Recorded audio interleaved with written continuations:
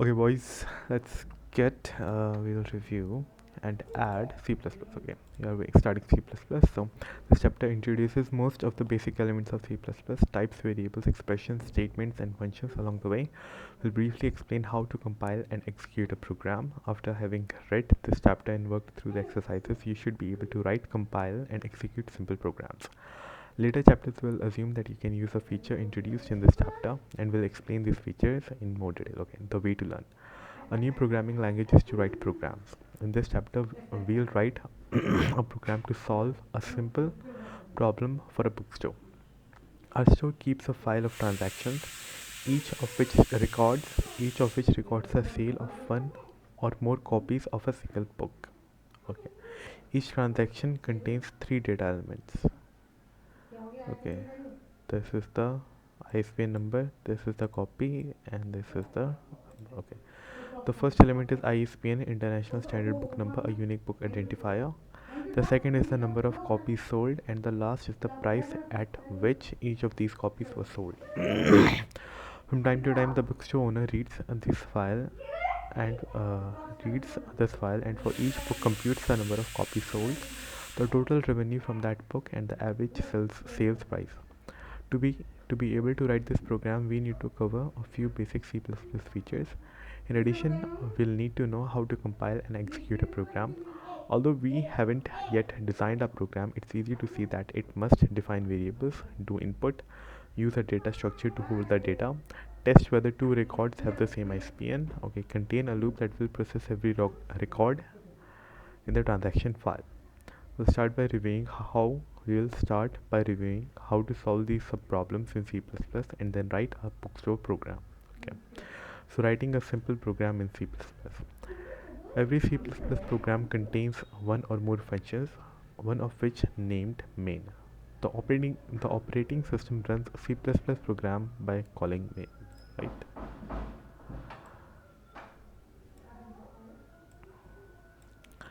Here's a simple version of main that does nothing but return a value to the operating system. A function definition has four parameters: a return type, a function name, parameter list, and a function body. Okay. Although main is special in some ways, we define main the same way we define any other function. In this example, main has an empty list of parameters shown by this, nothing inside. We'll discuss the other parameters that we can define for main. The main function is required to have a return type of int, which is the type that represents integers. The int type is built in, which means that it is one of the types the language defines. The final part of the function definition, the function body, is a block of statements. Function body is a block of statements starting with an open curly brace and ending with a closed curly. Right. The only statement in this block is a return, which is a statement that terminates function. Okay, return terminates a function. As is the case here, a return can also send a value back to the function's caller. When a return statement includes a value, the value returned must have a type that is compatible with the return type. Okay. When a return statement includes a value, the value returned must have a type that is compatible with the return type of the function.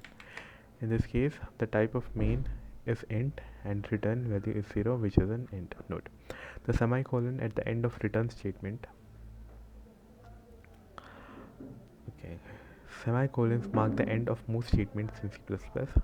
They are easy to overlook, but when forgotten can lead to mysterious compiler error messages. Okay, right. On most systems, the value returned from main is a status indicator. A return value of 0 indicates a success. Okay. A non-zero has a meaning that is defined by the system. Ordinarily, a non-zero return indicates what kind of error occurred. Key types. Types are one of the most fundamental concepts in programming and a concept that we will come back to over in this primer. A type defines both contents of a data element and the operations that are possible. Okay, a type defines both the contents of a data element and the operations that are possible on those data. The date the data a program manipulate are stored in variables, and every variable has a type. Okay. When the type of variable named v is t, we often say that v has type t, or interchangeably v is a t. Okay, yeah, v is a int or v is a integer. Okay, compiling and executing our program. Having written the program, we need to compile it. How you compile a program depends on your operating system and compiler. For details on how your particular compiler works, check the reference manual or ask a knowledgeable colleague. Many PC-based compilers are run from an integrated development environment that bundles a compiler with build and analysis tools. These environments can be a great asset in developing large programs but require a fair bit of time to learn how to use effectively. Learning how to use such environments is well beyond the scope of this book. Most compilers, including those that come with an IDE, provide a command line interface. Unless you already know the IDE, you may find it easier to start with the command line interface. Doing so will let you concentrate on learning C++ first. Moreover, once you understand the language, IDE is likely to be easier to learn. Program source file naming convention. Whether you use a command line interface or an IDE, most compilers expect program source code to be stored in one or more files. Program files are normally referred to as source files. So, yeah, program files referred to as source files. On most systems, the name of a source file ends with a suffix, which is a period followed by one or more characters. The suffix tells the system that it is a C++ file. Different compilers use a different suffix convention. The most common include running the compiler from the command line. If we are using a command line interface, we will typically compile a program in a console window, such as a shell window on Unix system or a command prompt windows on Windows. Assuming that a main program is in a file named prog1.cc, we might compile it by using the command such as cc. Okay, where cc is the name of the compiler and $ is the system prompt. The compiler generates an executable file. On Windows, that executable file is named prog1.exe, and Unix tends to output the executable in a file named a.out. To run an executable program, we simply type the executable name and omit the exe file extension. Okay. On some systems, you must specify the file's location explicitly, even if the file is in current directory or folder. In such cases, we would write okay. The dot followed by backslash indicates that it is in the current directory. Okay. Dot followed by backslash means it isn't. To run to run an executable to run an executable on Unix, we use the full file name including the file extension. If we need to specify the file's location, we would use a dot followed by a /. Okay, so that means I can simply, if I want to execute like see the hardware and 35 Felix maps dot source test. Okay, hold up, let me just make, why would I make it okay, whatever. I mean to test that. I can simply type out the Redux and it will work. No, it won't. Redux map and test. Yep, that works. Clear and Redux map, that works too. Okay. So on this system, you will have to specify the path of the file And let me explain. Okay.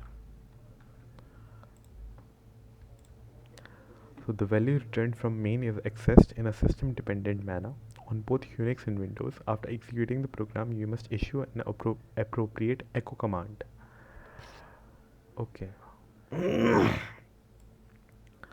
Echo command. On Unix system, we obtain the status by writing echo. I didn't know about that. Echo, yeah. To see the status on Windows system, we write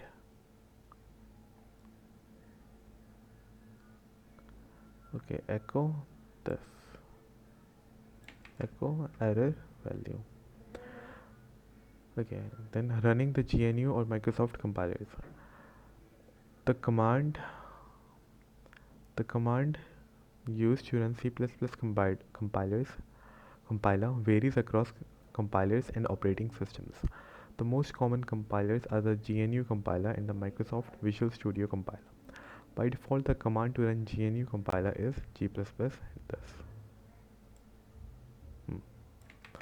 Here the $sign is the system prompt. The -o is an argument to the compiler and names the file in which to put the executable file. Right.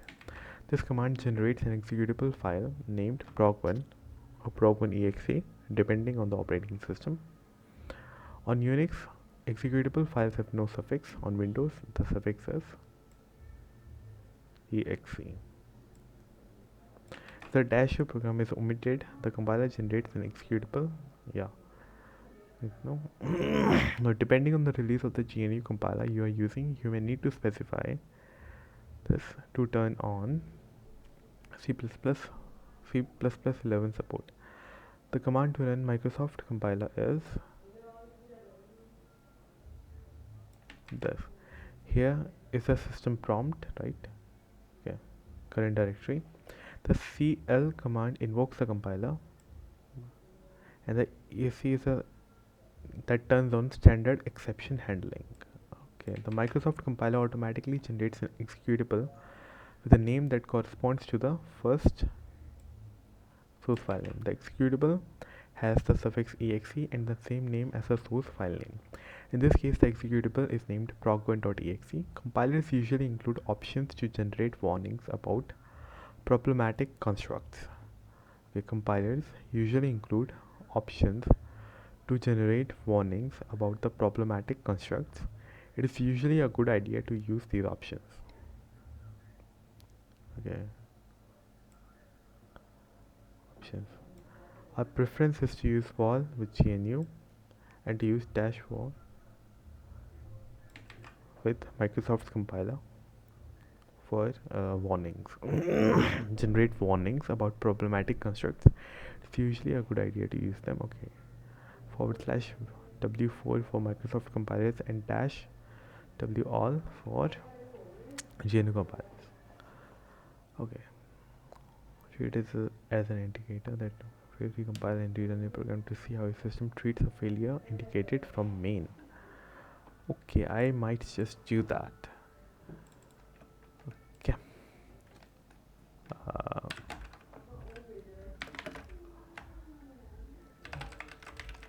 Checking return status of -1.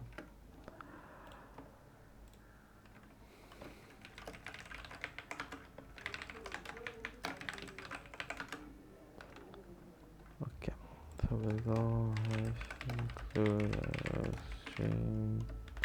I don't need to include iString, actually. Return -1, and then I will compile it. Mian main. I'm going to get rid of Mian. Mian. Then it did nothing. Literally nothing. Can I echo error? How was it? echo error level, echo error level, error level. Okay, let's say echo main into it's a echo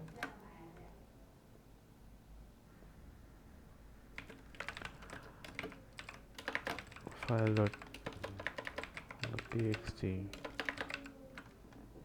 Okay, let's type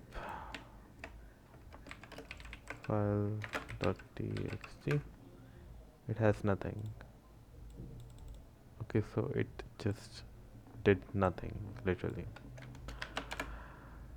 Okay, so I don't know how it handles errors, right? Okay, written value of -1. I did return -1, right? Okay, failure, but it didn't treats failure. Okay, so a first look at input output. The C++ language does not define any statements to do input or output. Okay. Instead, C++ includes an extensive standard library that provides I/O and many other facilities. Okay. For many purposes, including the example in this book, one needs to know only a few basic concepts and operations from the I/O library. The most important in this book use the IOStream library. Fundamental to the IOStream library are two types, iStream and OStream. Okay, which represents the input and output streams respectively. A stream is a sequence of characters read from or written to an I/O device. The term stream is intended to suggest that the characters are generated or consumed sequentially over time. Right. Okay. Standard input and output objects. The library defines four I/O objects. I think I wrote about them. Right? No? I/O, yep. IO.cpp. There we go. This is the I'll make a folder exercises exercises and we'll put this in here. Okay, it is open, my bad. Put this here, then I'll make it's notes, if I may.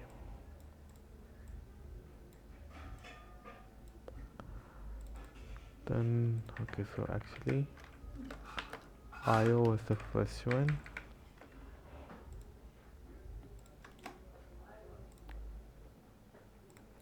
Okay, the library defines four IO objects.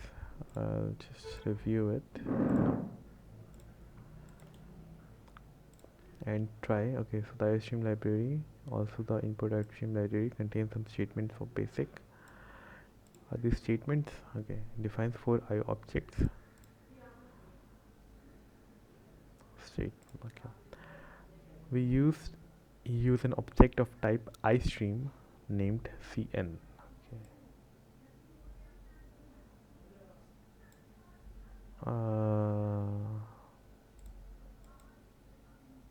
Okay. To handle the input, we use an object of type iStream named. Okay, defines the input defines four objects. Okay.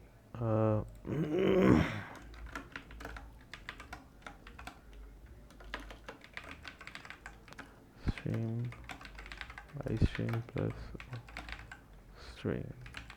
Right. Okay. This object is also referred to as standard input. Okay. For output, we use an OStream object named cout. But now, this object is also known as the standard output. The library also defines two OStream objects. Okay. cerr and clog respectively. We typically use cerr refer to a standard error for warning and error messages, and clog for general information about the execution of the program.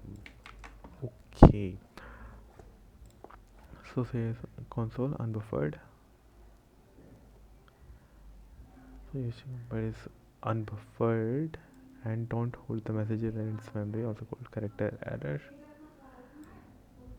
Standard sorry, character error nahi, standard, it is not character out. Simply memory is free.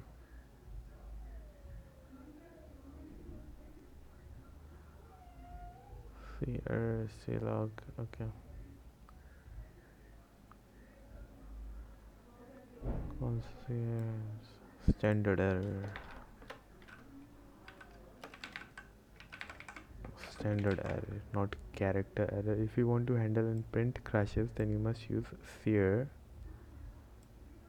You don't hold them in the buffer. Okay. Nice. So ordinarily the system associates each of these objects with the window in which the program is executed. So when we read from cin, data are read from the window in which the program is executing, and when we write cout, the output is written in the same window. A program that uses the IO library in a bookstore program will have several records that will want to combine into a single total. Okay. So program will have several records that we'll want to combine into a single total. As a simpler related problem, let's look first at how we might add two numbers. Using the IO library, we can extend our main program to prompt the user to give us two numbers. Okay. This program starts by typing enter to number on the program's user screen and then waits for the input from the user. If the user enters 37 followed by a new line, then the program continues and outputs. Okay, the first line of the program tells the compiler that we want to use the IOStream library. The name inside the angle brackets, IOStream in this case, refers to a header. Every program that uses a library facility must include its associated header. The hash include directive must be written on a single line. The name of the header and the hash include must appear on the same line. In general, hash include directives must appear outside of any function. Typically, we pull at the beginning of our writing to a stream. The first the first function, okay, a program that uses IO library.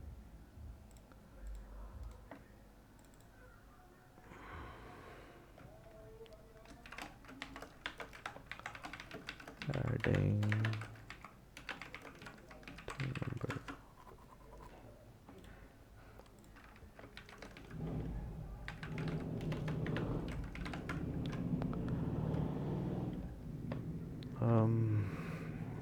Can I just nah.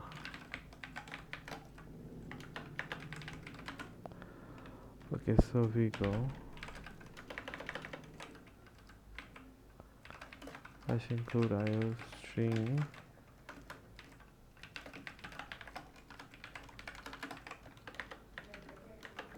go see out. I think it uses std, right?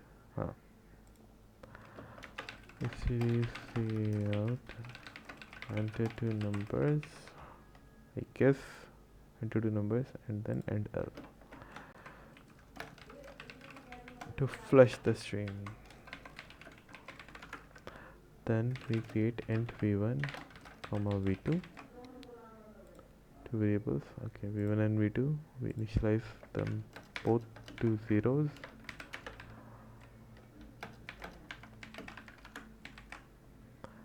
Then I have, okay, then we take in the input.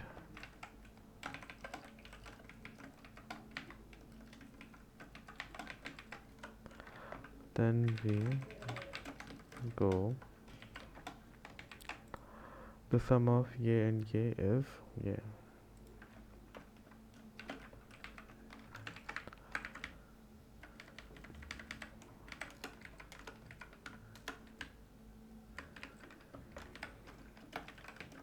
The sum of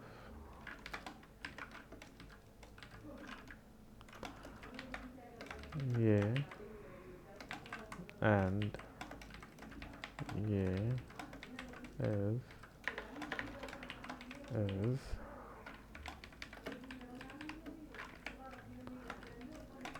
v1 plus v2, and we flush the buffer and we will return 0. Alright.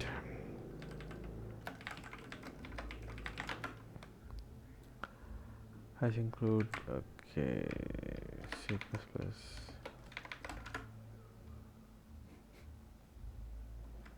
Boom. Enter to number 3, 7. The sum of 3 and 7 is 10. Okay. G++, GCC. Okay. There I go. Right. Hash include directive. Okay. The first statements writing to a stream. The first statements in the body of main executes an expression. This is an expression. This is a expression. In C++, an expression yields a result and is decomposed of one or more operands.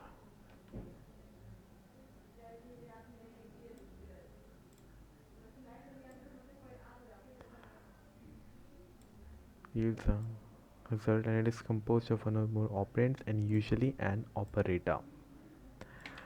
The expression in the statement uses the output operator. Okay, this is the output operator to print the message. The operator takes two operands. The left hand operand must be the OStream object. Okay. And the right hand operand is a value to print. The operator writes a given value on the given OStream. Okay. The result of the output operator is the result of the output operator is its left hand operand. That is the result of OStream on which we wrote the given value. The result of the output operator is its result is its right hand. The result of the output operator is its left hand operand. Left hand operand.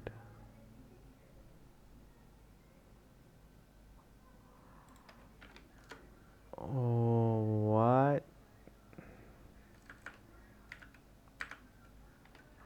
Okay, if I go see out, no, hold on.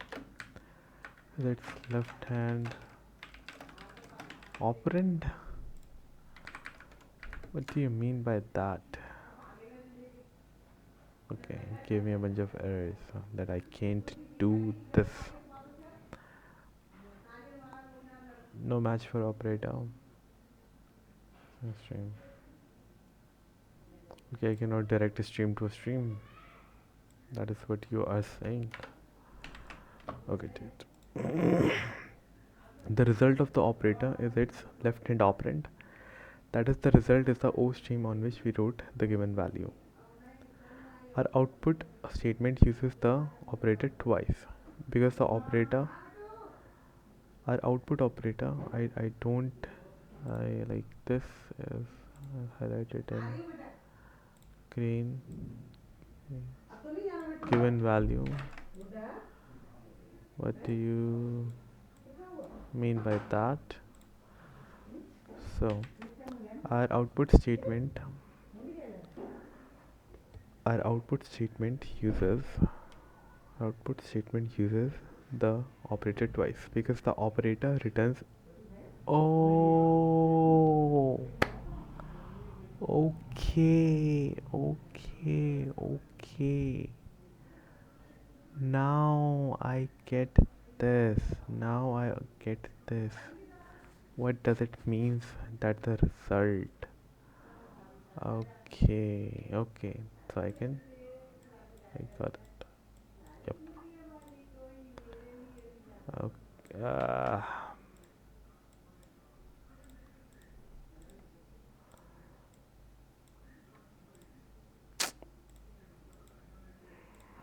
Hmm. Our output statement uses. Okay, so basically, see what it means is that when cout, it possesses the first set of operator, and then we have another.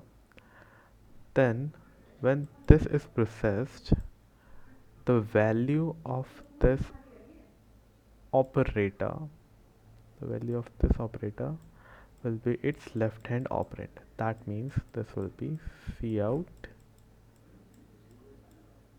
and whatever, say another value. So there you go.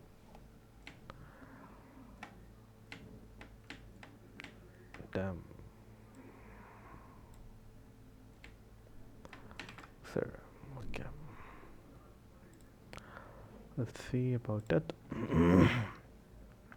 Okay, our operator statement uses the twice because the operator returns its left hand operand. The result of the first operator becomes the left left hand operator and of the second.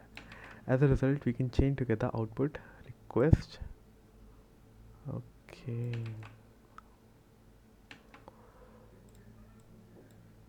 Sorry. This is this is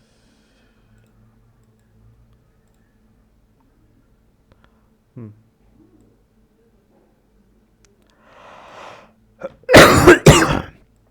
I can chain output requests. Each operator in the chain has the same object as its left hand. Is it working right? Right. Okay. Each operator in the chain has the same object as its left hand. Case alternatively. Okay. So the first output prints a message to the user. That message is a string literal, which is a sequence of characters enclosed by a double quotation mark. The text between the quotation marks is printed to the standard output. The second operator prints end L, which is a special value called manipulator. Okay. Writing endl has the effect of ending the current line and flushing the buffer associated with that device. Yep, flushing the buffer. Flushing the buffer manipulator. Okay. Flushing the buffer ensures that all the output and program has generated so far is actually returned to the output stream rather than sitting in memory and waiting to be written. Okay, programmers often add print statements during debugging, such as such statements should always flush to the string. Okay. Otherwise, if the program crashes, output may be left in the buffer, leading to incorrect inferences about where the program crashed. Right. Okay. So that's so. Okay. Using names and standard library. Careful reader will note that this program uses std cout and endl rather than just cout and endl. The prefix std indicates that the names cout and endl are defined inside the namespace std. Namespaces allow us to avoid inadvertent collisions between the names we define and uses of those same names inside. Okay. Namespaces allow us to avoid inadvertent collision between the names we define and between the names we define and use and users of those names of those same names. Inadvertent collisions between the names we define and users of those same names inside a library. All the names defined by a standard library all the names defined by the standard library are in the std namespace. Okay.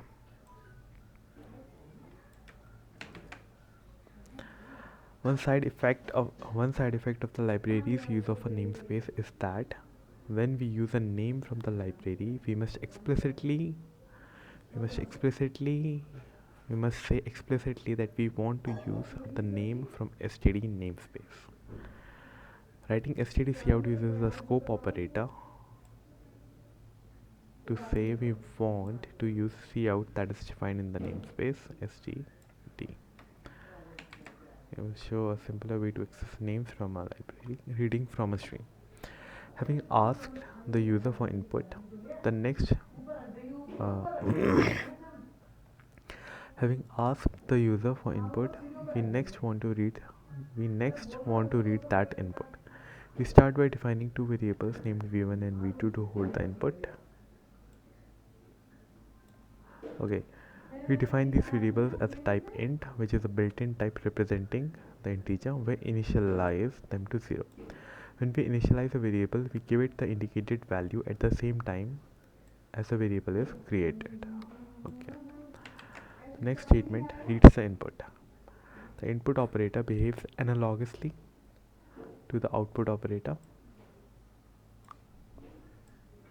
It takes the iStream as its left-hand operand and an object as its right-hand operand.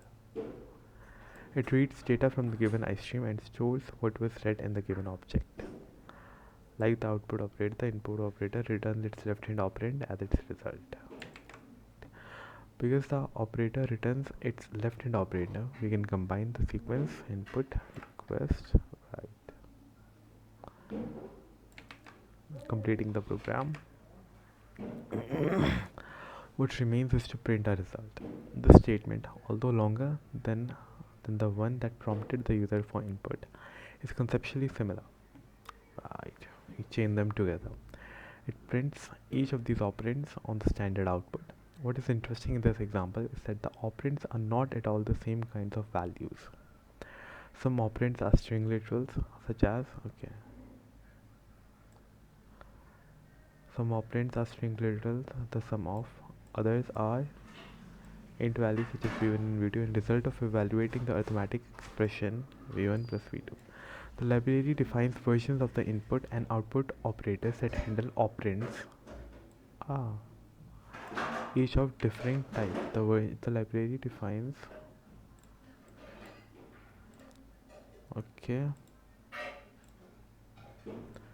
define versions of the input and output operators that handle operands of each of these differing types. Okay.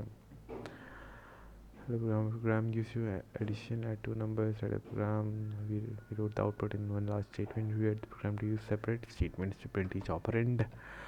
Explain whether the following program fragment is legal.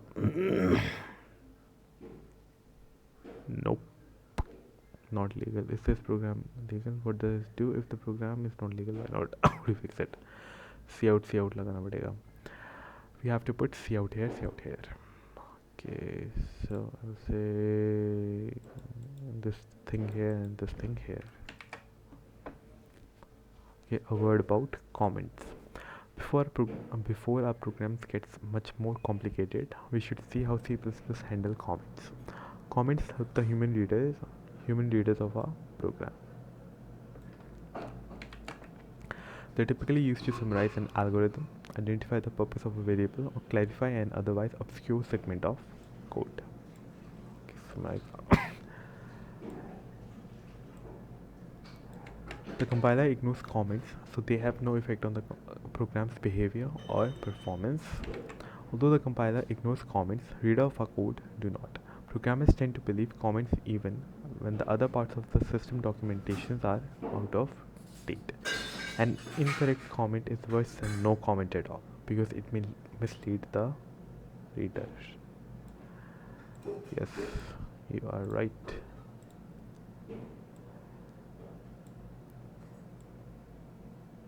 When you change your code, be sure to update the comments. Change your code, be sure to update the comments too. Kinds of comments in C++. Okay. There are two kinds of comments in C++, single line and paired. A single line comment starts with double slash and ends with a new line. Everything to the right of the slashes of the current line is ignored by a compiler. A comment of this kind can contain any text, including any additional double slashes. The other kind of comment uses two delimiters that are inherited from C. Such comments begin with a star and end with these comments. These comments can include anything that is not a including new lines. The compiler treats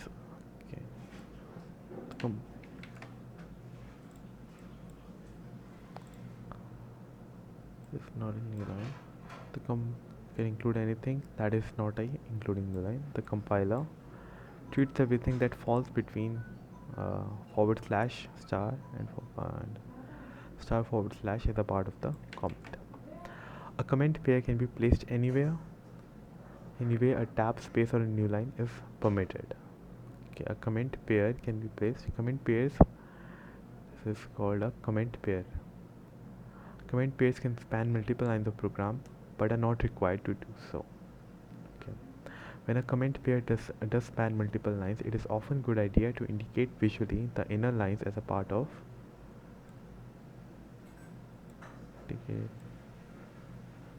comment. Okay. A style is to begin each line in the comment with an asterisk, thus indicating that the entire range is a part of multi-line comment. Okay.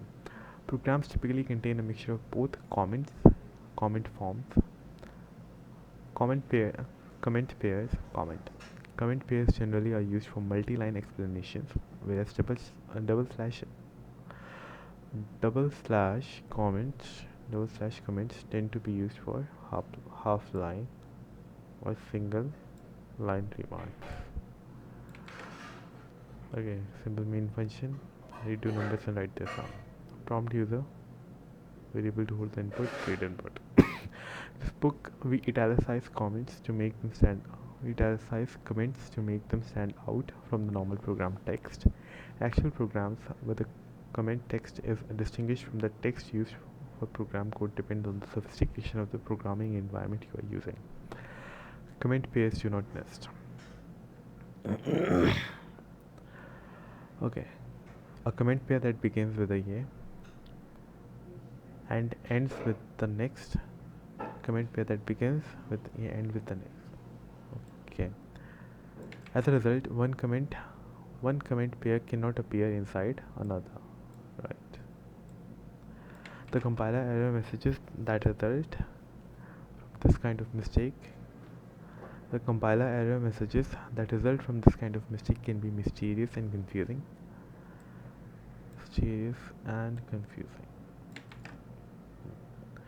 We often need to comment out a block of code during debugging.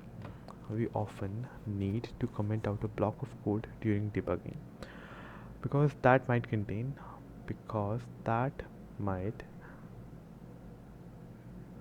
nested comment pairs. The best way to comment a block of code is to insert single line comments at the beginning of each line in the section. Want to ignore. Okay. This works. Outputs are legal.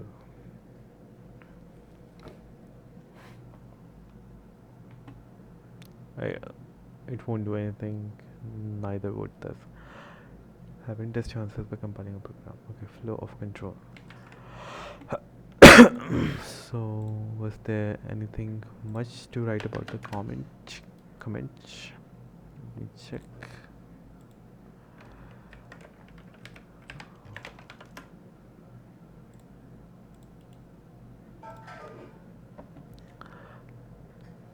But it's not the same super nested comment. Okay, add single line comment. Multi-line comments can be added here.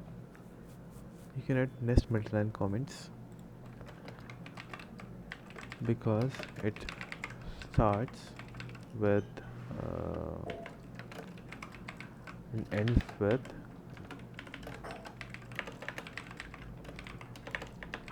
Therefore, doing the following will result in an error.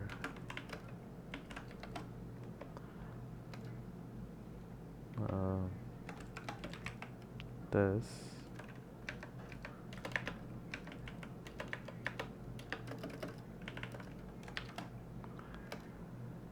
is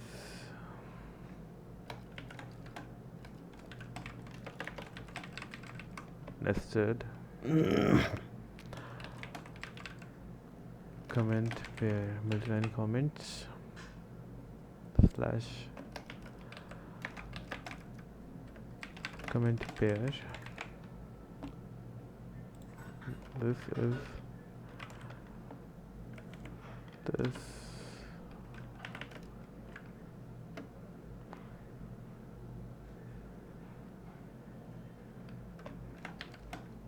this is a nested comment pair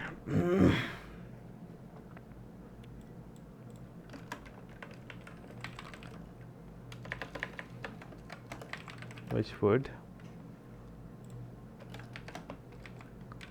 ends here as the compiler detects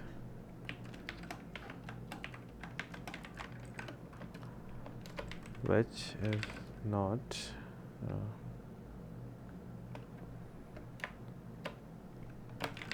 not valid.